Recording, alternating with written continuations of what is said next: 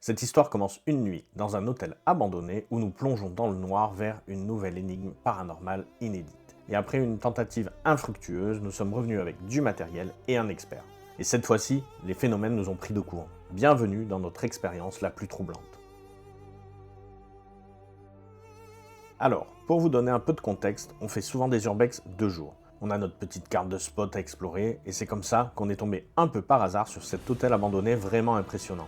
On y a croisé d'autres urbexeurs, dont une certaine Virginie qui, plus tard, m'a envoyé une vidéo un peu étrange. Une porte qui se ferme toute seule, des taches bizarres sur son appareil photo, bref, ça nous a intrigués. J'avais même fait un short là-dessus et ça avait intéressé pas mal de personnes. Du coup, on s'est dit, ok, on y retourne, mais de nuit, avec Léa et une amie en renfort. Mais à cette époque-là, on était un petit peu à court de matériel et de savoir-faire. Du coup, après ce premier essai un peu à l'arrache, on s'est équipé comme il faut. J'ai investi dans du matériel, quelques pots, des baguettes, un jeu de tarot, et on est revenu avec quelqu'un d'expérimenté qui avait même un pendule. Et cette fois, on a pu rester plus longtemps et tenter une vraie séance de spiritisme.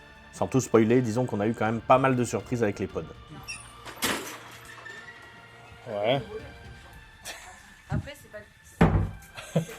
On vient en toute bienveillance en ami. Le